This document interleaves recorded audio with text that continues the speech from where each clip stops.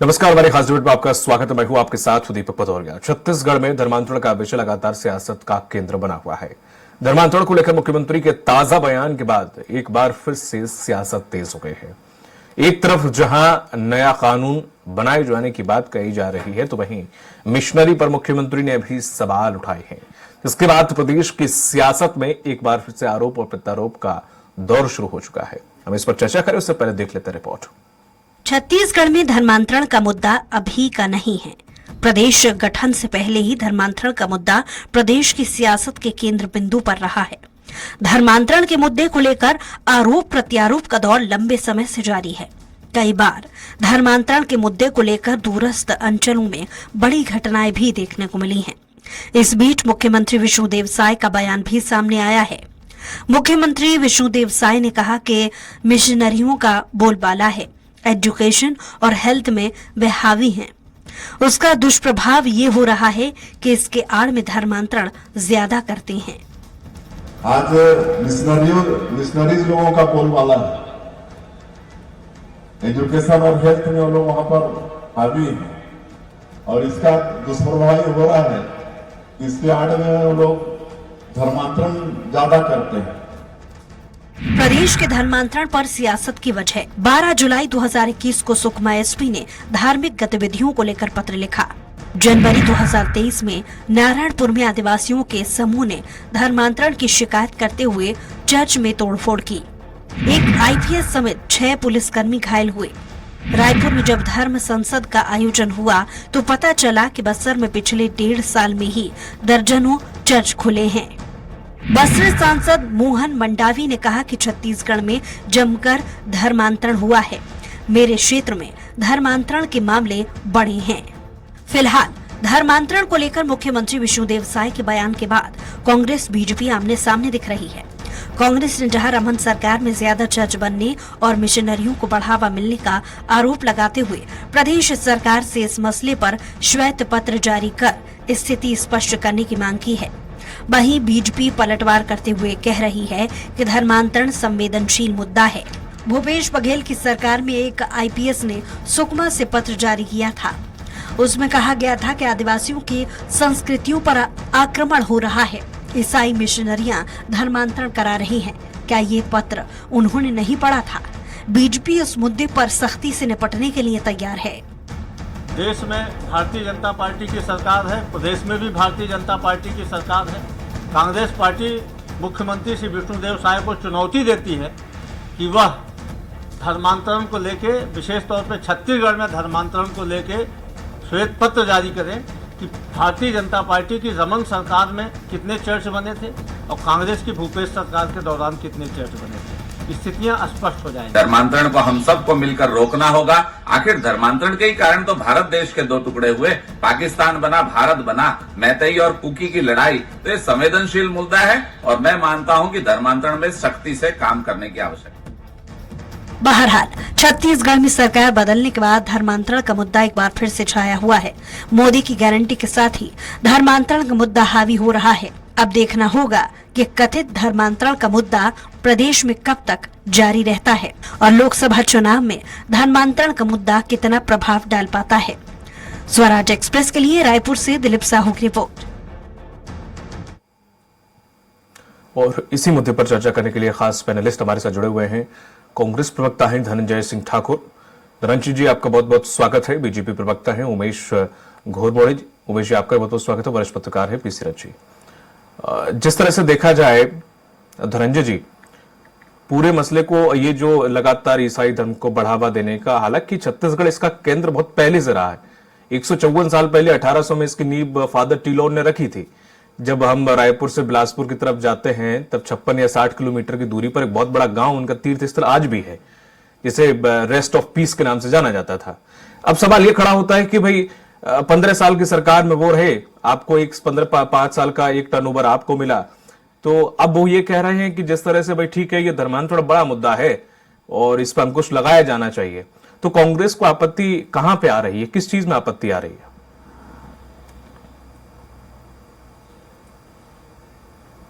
देखिए, कांग्रेस ने कहीं आपत्ति किया है क्या? कांग्रेस ने सवाल पूछा है। जब प्रदेश के मुख्यमंत्री अगर ये आरोप लगाए कि पूर्ववर्ती सरकार के दौरान धर्मांतरण की घटनाएं हुई है, तो ये मुख्यमंत्री जी के दायित्व तो बनता है कि उस सारे विषय पर वो श्वेत पत्र जारी करे, ना कि गुमराह करने वाला बयानबाजी दे। जैसे आप देखेंगे, धर्मांतरण को लेकर लगातार भारतीय जनता पार्टी विपक्ष में रहते आवाज उठाते रही है, आंदोलन करते रही है, गुमराह करते रही। आज वो सत्ता में है, आज भी अगर सत्ता में उनका रवैया वही आरोप लगाने वाला है, तो स्पष्ट समझ में आता है कि भारतीय जनता पार्टी के पास बीते 5 वर्षों में हुए धर्मांतरण के मामले में तथ्य नाम की कोई चीज नहीं है। हम तो दावा और चैलेंज कर रहे हैं कि आप 15 साल, हमारी सरकार के पहले के 15 साल की सरकार आप देख लीजिए, छत्तीसगढ़ निर्माण के बाद उन 15 सालों में सबसे ज्यादा चर्च का निर्माण 5वें अनुसूचित क्षेत्र में हुआ है। सबसे ज्यादा धर्मांतरण की घटनाएं भारतीय जनता पार्टी की सरकार के दौरान हुई है। और स्वर्गीय दिलीप सिंह जूदेव जी तो उस दौरान आप देखेंगे, जब रमन सिंह जी मुख्यमंत्री थे तो ये घर वापसी अभियान चलाते थे। तो घर वापसी अभियान कब चलता था? रमन सिंह जी की सरकार के दौरान। तो समझ में आता है ना कि धर्मांतरण उस दौरान हुए है। दूसरी बात, धर्मांतरण को लेकर बयानबाजी करना बस भारतीय जनता पार्टी का काम है। अभी कुछ महीने पहले माननीय सर्वोच्च न्यायालय ने धर्मांतरण को लेकर चिंता जाहिर की है और केंद्र सरकार को निर्देशित किया है कि धर्मांतरण को लेकर कड़े कदम उठाए और मजबूत कानून बनाए। तो आज तक नरेंद्र मोदी जी ने धर्मांतरण को लेकर क्या कानून बनाए और क्या उपाय किए हैं, ये जरा जनता के बीच में रखने का प्रयास करेंगे भारतीय जनता पार्टी के हमारे साथी प्रवक्ता। और बयान देने से, वैमनस्यता फैलाने से, आरोप लगाने से काम नहीं चलेगा। आपको तथ्यात्मक बात करनी होगी, आप सरकार में हैं। उमेश जी, जिस तरह से वो कह रहे हैं 5 साल का टर्नओवर, 5 साल में, मुझे तो ऐसा नहीं लगता कि भाई मुख्यमंत्री किसी विशेष या खास समुदाय से थे तो इसलिए उन्होंने ईसाई धर्म को ज्यादा प्रमोट करने का काम किया, ऐसा भी नहीं है। उनकी कैबिनेट में कुछ खास प्रभावशाली पदों पर कुछ ऐसे मंत्री रहे कि भाई वो विशेष समुदाय के लिए लाभ पहुंचाने का काम कर रहे हैं, वो भी ऐसा कुछ था नहीं। तो फिर इस तरीके के आरोप लगाए क्यों जाते हैं कि उन्होंने बढ़ावा दिया? कहीं ऐसा कोई अवसर देखा कि प्रदेश सरकार कह रही है उनके लिए स्पेशली योजनाएं ला रही है कि वो फले फूलें और यहां पर आदिवासियों के हनन कर रहे हैं के लिए कुछ ऐसी कुछ योजनाएं बनाई थी क्या? उमेश जी, सवाल आपसे।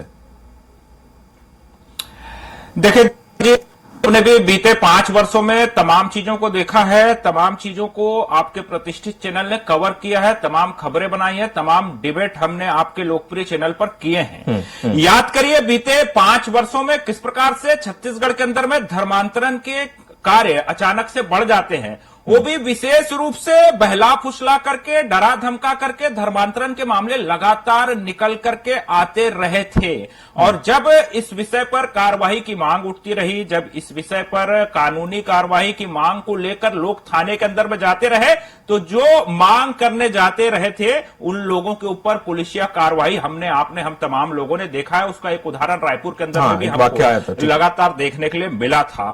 बस्तर जैसे सुदूर क्षेत्रों के अंदर से लगातार इस प्रकार की बातें निकल करके आती रही कि धर्मांतरण हो रहा है, बहला फुसला करके हो रहा है, दबाव पूर्वक हो रहा है। यहां तक कि एक आईपीएस अधिकारी, एसपी इस संबंध में पत्राचार करते हैं, सरकार को आगाह करते हैं। सरकार, तात्कालिक सरकार, भूपेश बघेल की सरकार उसको नजरअंदाज करती है। कमिश्नर पत्र लिखते हैं धर्मांतरण को लेकर के, वो सरकार इस विषय को नजरअंदाज करती है। और कई मामले निकल करके आते हैं। एक मामला इनके कोंडा गांव का, जहां इनके तात्कालिक प्रदेश के अध्यक्ष मोहन मरकाम साहब रहते हैं, वहां से भी निकल करके आया था एक शिक्षक वाला विषय। और लगातार उस विषय पर एफआईआर दर्ज करने की मांग वहां पर होती रही, लेकिन सरकार के दबाव में प्रशासन ने हीला हवाला किया, कहीं कोई कार्रवाई नहीं की। ये तो मैं एक उदाहरण बता रहा हूं, पूरे प्रदेश भर के अंदर से ऐसे अनेक उदाहरण निकल करके आए। जब कार्रवाई की बात आई तो कांग्रेस के सरकार में कार्रवाई नहीं हुई, अर्थात कहीं न कहीं सरकार के तरफ से संरक्षण था कि ऐसे मामलों में कार्रवाई नहीं करनी है। बस्तर के अंदर में क्या मामला निकल करके आया, आदिवासी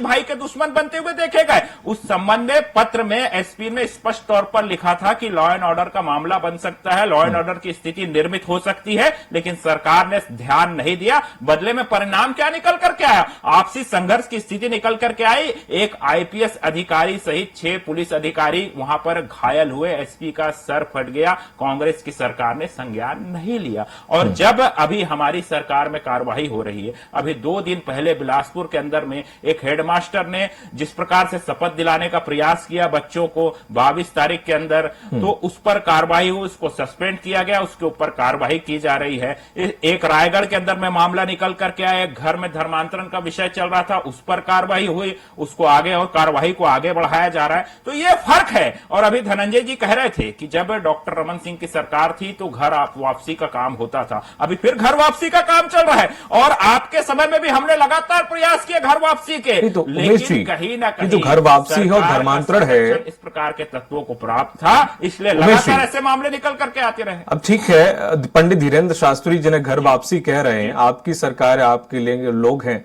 और तो ये एक तरीके से देखें नहीं। अब जब आप कहते हो कि आप धर्मनिरपेक्ष की बात करते हो, आप लोकतांत्रिक बात करते हो, फिर आपके पंडित धीरेन्द्र शास्त्री, या फिर मैं आपके हटा देता हूं अन्यथा आपको ऐतराज हो जाएगा, अगर पंडित धीरेन्द्र शास्त्री आ जाते हैं और वो कहते हैं घर वापसी, किसी के हिसाब से वो कन्वर्जन है, किसी के हिसाब से वो घर वापसी है, अपनी अपनी भाषा में वो अलग अलग शब्द हैं, तो लगभग ऐसा नहीं लग रहा कि कुछ कुछ हम भी उसी दिशा में चल रहे हैं? देखिए, मैं इसको स्पष्ट कर देता हूं। हाँ। चाहे आप धर्मांतरण की बात करें या घर वापसी की बात करें, कानून में क्या प्रावधान है? किसी को बहला फुसला करके, दबाव पूर्वक, प्रलोभन दे करके यदि घर वापसी कराया जाए या धर्मांतरित किया जाए, ये दोनों ही कानून की दृष्टि में, संविधान की दृष्टि में ये अपराध है। लेकिन यदि कोई व्यक्ति स्वेच्छा से धर्म परिवर्तन कर रहा है, कानून के जो प्रावधान है, कानून से ही सरकार चलेगी, कानून से ही प्रदेश चलेगा, कानून से ही देश चलेगा, और हम सभी संविधान के दायरे में, हम सभी संविधान के साथ आगे बढ़ना चाहते हैं। लेकिन अगर इस प्रकार के मामले निकल करके आते हैं, जैसे हालिया उदाहरण में दे रहा था रायगढ़ के अंदर का, कि स्वास्थ्य लाभ का प्रलोभन देकर के, एजुकेशन का प्रलोभन देकर के, इस प्रकार के मामले अगर निकल करके आते हैं तो उसमें प्रशासन को कार्रवाई करना चाहिए। और अभी इस प्रदेश के अंदर में हमारी सरकार है, ऐसे कोई भी मामले निकल करके आएंगे तो उनको बख्शा नहीं जाएगा। और पूर्ववर्ती बीते 5 वर्षों में जो उत्तर रखते हैं उमेश जी, इससे मैं सवाल ज्यादा पूछ पाऊंगा आप लोगों से, अगर आप उत्तर लंबे रखेंगे मूल अंतर है, मैं सवाल सबसे ज्यादा नहीं पूछ पाऊंगा। ठीक है, पीसी रथ जी, जिस तरह से जो घमासान चल रहा है, और ये कोई छत्तीसगढ़ ऐसा नहीं है कि इसमें कुछ रमन सिंह की सरकार से या भूपेश बघेल की सरकार से ही ईसाई मशीनरी उठ खड़ी हुई हो। कहते हैं कि एशिया का दूसरा सबसे बड़ा मस्जिद जशपुर में है, वो माफ कीजिएगा चर्च, सबसे बड़ा चर्च जो है वहां पर मौजूद है। तो बहुत बड़ा केंद्र शुरुआत से रहा है, इतनी जल्दी से नहीं खत्म किया जा सकता है या फिर इसे नहीं रोका जा सकता है। जैसे ये कह रहे हैं कि बघेल जी की सरकार में सबसे ज्यादा धर्मांतरण हुआ, इससे आप कितना इत्तेफाक रखते हैं एज ए जर्नलिस्ट, अगर बात की जाए कि वाकई ये समस्या कितनी पुरानी है, किसने इस आग में घी डालने का काम किया और किसने नहीं?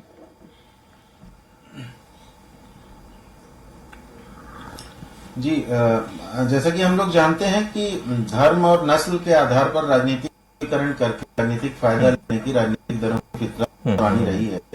में शुरू से इस तरह से राजनीतिक दल अपना फायदा उठाते रहे हैं। और छत्तीसगढ़ में जो आप जिक्र कर रहे थे कि अंग्रेजों की राजधानी पहले चूंकि कोलकाता थी, और कोलकाता से मुंबई जो रेल लाइन बिछी, तो उस जमाने में यहाँ पर जो है वो क्रिश्चियन मिशनरीज और अलग अलग तरह के लोग आने शुरू हुए। तो उसके कारण उस जमाने से उनके आस्था के हिसाब से वो चर्च वगैरह बनने शुरू हुए। और चूंकि बिहार इलाका था, आदिवासी बहुल इलाका था, तो वहां पर शिक्षा के संसाधन नहीं थे, स्वास्थ्य की सुविधाएं नहीं थी। तो उन लोगों ने, जो वहां के समर्पित लोग आते थे, वो अपनी संस्थाएं बना करके इन चीजों में लगे रहे, और धीरे धीरे उन्होंने इसमें अपना आस्था को प्रबल करने के लिए, अपने लोगों की संख्या बढ़ाने के लिए धार्मिक विश्वास को भी आगे लाया, और इस तरह से धर्मांतरण की एक शुरुआत की। तो हम देखते हैं कि छत्तीसगढ़ का जो उत्तरी इलाका है, जशपुर का इलाका, वहाँ बड़े पैमाने पर हमको क्रिश्चियन एथिक्स मानने वाले लोग मिलते हैं, आस्था के लोग मिलते हैं। बस्तर में उसकी तुलना में कम लोग थे, लेकिन अब पिछले कुछ समय से 10-15 सालों से, या कह लीजिए छत्तीसगढ़ राज्य बनने के बाद, शायद वहां पर ज्यादा संख्या बढ़ी है। और उसको लेकर सामाजिक अंतर्विरोध हुए हैं। आदिवासी समाज में आदिवासी समुदाय के जो लोग क्रिश्चियनिटी स्वीकार कर लेते हैं, वो अच्छे एजुकेशन, अच्छे स्वास्थ्य के कारण आगे चल के सरकारी नौकरियों पे उनकी दावेदारी बढ़ जाती है, वो ज्यादा पदों पे पद हासिल कर लेते हैं। इस कारण से एक स्वाभाविक उनके साथ दूसरे जो वर्ग, वंचित वर्ग हैं, उनका एक अंतर विरोध देखने आ रहा है बीच बीच में। लेकिन हमारा संविधान जो है वो धार्मिक स्वतंत्रता की इजाजत देता है और हर किसी को उस तरह से धार्मिक स्वतंत्रता है। भले मतलब जो जिक्र हो रहा था अभी बीच में कि भाई किसी के ऊपर दबाव ना डाला जाए, किसी को जबरदस्ती ना बनाया जाए, किसी के लालच के अंतर्गत किसी को ना किया जाए। स्वाभाविक तरीके से अगर कोई बनना चाहता है, कोई धर्म का अनुसरण करना चाहता है, तो आस्था पे कोई संवैधानिक प्रतिबंध नहीं है, संविधान उसके लिए आजादी देती है। तो उस तरीके से, और जो धर्मांतरण के आरोप लगते हैं, लेकिन इसके दूसरी ओर अगर देखेंगे आपकी केस कितने दर्ज हुए, तो जबरदस्ती धर्मांतरण के कोई केस दर्ज होते दिखते नहीं है। छत्तीसगढ़ में ऐसे मामले एकदम न्यूनतम है। आप पिछले 5 साल का भी रिकॉर्ड उठा के देखिए तो मुझे नहीं लगता कि धर्मांतरण के इस तरह से कहीं मामले दर्ज हुए होंगे। धर्म प्रचार के आरोप लगाकर मारपीट होती रही है। धर्म प्रचार या धार्मिक समूह को इकट्ठा करके प्रार्थना की सभा आयोजित की जा रही है बोल के कोई भी घुस के कहीं पर भी किसी की आस्था पे भी वो चोट कर देते हैं, वो चीजें होती है। लेकिन कुल मिलाकर के धर्मांतरण एक ऐसा मुद्दा है जो अच्छा स्वास्थ्य उपलब्ध न करा पाने की सरकार की विफलता के कारण पैदा हुआ एक समस्या है। धर्मांतरण उन क्षेत्रों में है जहां सरकार अच्छे से सार्वजनिक स्वास्थ्य की व्यवस्था नहीं कर पाई है, जहां अच्छी शिक्षा की व्यवस्था गांव तक नहीं पहुंचा पाई है। तो इन चीजों को लेकर के ग्रामीण जनता को प्रलोभन अगर कोई दे रहा है और उसके कारण वो उसमें जा रहे हैं, तो इसमें निश्चित रूप से सरकार की कमजोरी माननी चाहिए, क्योंकि संविधान के तहत सरकार को ये जिम्मेदारी दी गई है कि सरकार शिक्षा और स्वास्थ्य की बुनियादी व्यवस्थाओं की व्यवस्था। आपने बिल्कुल सही कहा कि सरकार का फेलियर भी है। दूसरी तरफ ऐसे लोगों का क्या धर्म है कि आज वो आटा, दाल, चावल या शिक्षा के लिए, स्वास्थ्य के लिए या कुछ पैसों के लिए धर्म परिवर्तन कर लेते हैं। आज इन्होंने घर वापसी करा दी, कल को वो फिर से वहीं पहुंच जाएंगे जब सुविधा नहीं मिलेंगी। तो ये तो सिलसिला ऐसे चलता रहेगा।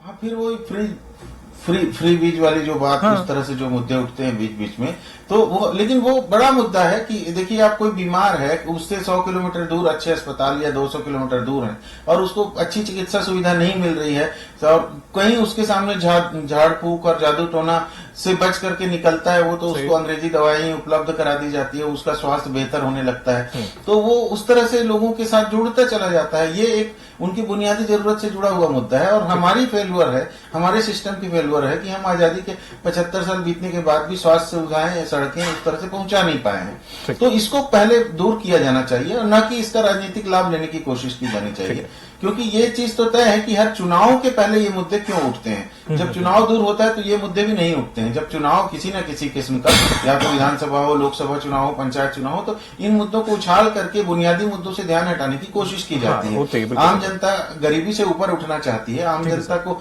अपने आय के संसाधन बढ़ाने हैं, उसके लिए संघर्ष में उसका साथ देने के लिए राजनीतिक दलों को खड़ा होना चाहिए। तो बजाय इसके इस तरह से जाति, नस्ल, धर्म का मुद्दा उठाना मुझे नहीं लगता कि लोकतंत्र के लिए ज्यादा उपयोगी होगा। ठीक है धनंजय जी, उत्तर थोड़े से छोटे रखिएगा। हालांकि इस चीज को कांग्रेस गलत मानती है।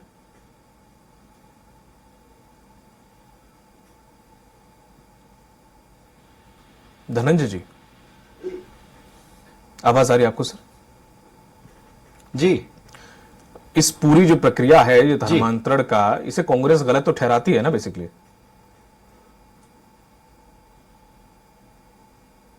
देखिए निश्चित तौर पर मैंने कहा ना, हमारे पार्टी का तो स्पष्ट मानना है। हाँ। कोई जोर जबरदस्ती धर्मांतरण करवाता है, कोई प्रलोभन देता है, कोई दबाव डालता है, तो उसके लिए आप देखेंगे मध्य प्रदेश में हमारी कांग्रेस सरकार थी, उस दौरान ही इस धर्मांतरण को रोकने के लिए कानून बना था।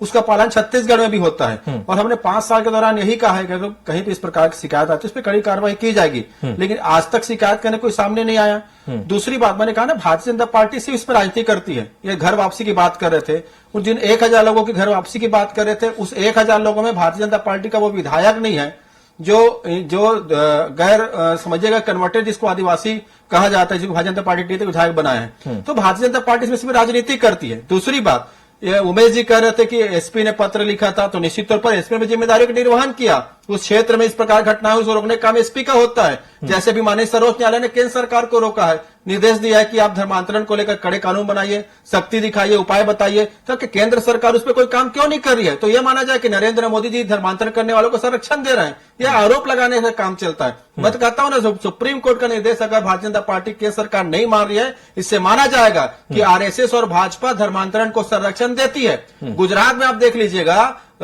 कुछ डाटा निकाल के, अभी कुछ महीने पहले मैंने डाटा देखा कि 6000 से अधिक लोगों ने एक ही जिला में धर्मांतरण करने के लिए आवेदन प्रस्तुत किया था। वहां ऐसी क्या समस्या हो गई कि वो अपना धर्म परिवर्तन करना चाहते हैं? उत्तर प्रदेश में वही हाल है, पड़ोस का राज्य मध्य प्रदेश वही राज्य है, लेकिन भारतीय जनता पार्टी जहां राजनीति कर रही है धर्मांतरण को मुद्दा बनाती है। हम बोलते हैं ठोस पल क्यों नहीं निकालते? जब सुप्रीम कोर्ट इस पर चिंतित है, सुप्रीम कोर्ट निर्देश दे रहा है, तो नरेंद्र मोदी जी को क्या तकलीफ हो इस पर कानून बनाने की? और छत्तीसगढ़ में तो कानून है। अभी 1000 लोगों की घर वापसी का आप तारीफ कर रहे हैं, इसे बताया ना भाई, जब 1000 लोगों को हमने घर वापसी कराया, इसमें कितने लोगों से आपने शिकायत दर्ज करवाया कि उसको प्रलोभन देकर धर्मांतरण करवाया गया था, किस व्यक्ति ने धर्मांतरण करवाया? ये चीजें तो स्पष्ट होनी चाहिए ना, राजनीति करना धर्मांतरण को लेकर कानून बनाने का जिक्र किया जा रहा है, तो कहाँ व्यवधान आ रहा है, कहां पर दिक्कत आ रही है केंद्र सरकार को अगर ऐसा कानून का जिक्र कर रहे हो?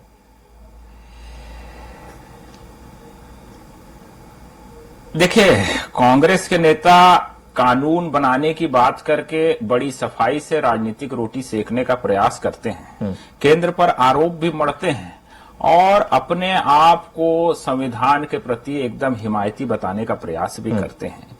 ये तमाम तरह के आरोप लगाते हैं, लेकिन 2006 के अंदर में जब इस प्रदेश में भारतीय जनता पार्टी की सरकार थी और यही कानून इसे और कड़े करने के प्रावधान को लेकर के जब विधानसभा में प्रस्ताव लाया गया, जब इस पर चर्चा हुई, इसके मसौदे को आगे बढ़ाया गया, प्रस्ताव को आगे बढ़ाया, तब कांग्रेस के नेताओं ने, मैं बता रहा हूं ना भाई, मैं बता रहा हूं धनंजय जी, तब कांग्रेस के नेताओं ने, मैं बता रहा हूं संशोधन भी, आप इतना हड़बड़ाइए। देखिए, अरे स्पष्ट कर रहे भैया, आपको याद दिला रहे, कहे चिंता कर रहे हैं आप, कहे चिंता कर रहे हैं आप। और तब कांग्रेस के नेताओं ने विरोध क्यों किया? और वो संशोधन यह था धनंजय जी। क्या संशोधन? अरे भैया सुनेंगे नहीं आप, बताइए आप बहुत उतावलापन दिखा रहे हैं। बताइए ना। संशोधन यह था धनंजय जी कि जो भी छत्तीसगढ़ प्रदेश के अंदर में और प्रस्ताव आया था, उसमें आपको सहमति असहमति उस पर चर्चा करनी थी कि जो भी इस प्रदेश के अंदर में धर्मांतरण करेगा उसको स्थानीय प्रशासन को उसकी जानकारी, गौर फरमाइएगा दीपक जी, स्थानीय प्रशासन को जानकारी देनी होगी, अनुमति लेनी होगी। इस प्रकार के प्रस्ताव जब आए थे, तब कांग्रेस के नेताओं ने सदन के अंदर में इसका विरोध किया था। और ये वही 2006 है जब 2006 के अंदर में केंद्र के अंदर में कांग्रेस की सरकार थी। अभी ये केंद्र सरकार को तमाम तरह की बातें कर रहे हैं। आप 5 साल तक छत्तीसगढ़ के अंदर में सरकार में थे, हमने बार बार कहा प्रावधान की आवश्यकता है, उसको आपने क्यों आगे नहीं बढ़ाया? केवल राजनीति करने के लिए सुप्रीम कोर्ट का हवाला, इसका हवाला, केंद्र का हवाला, तमाम चीजों का हवाला देते हैं, राजनीति करने का प्रयास करते हैं। ये बड़ा संवेदनशील विषय है सर, और ये केवल हमारे सत्ता पक्ष के प्रयास से या जनता के प्रयास से नहीं होगा। उमेश जी, अगर ये मामला हर राज्य से जुड़ा हुआ है और ये सामूहिक प्रयास इसलिए कि किसी का अहित ना हो, नहीं तो इसमें कानून, जब सलीम सोनू बन के अगर शादी किसी से करेगा इसके लिए हम कानून ला सकते हैं, तो ये तो बड़ा मुद्दा हो जाता है। जब हर राज्य में ऐसी आ रही हैं सूचनाएं कि यहां पर धर्मांतरण ये अच्छा खासा पैर पसार रहा है, तो हर्ज क्या है? अगर अब लिया है तो अब तो आप राज्यसभा और लोकसभा दोनों में भी अच्छे खासी संख्या में है, तो कोई दिक्कत है क्या बेसिकली?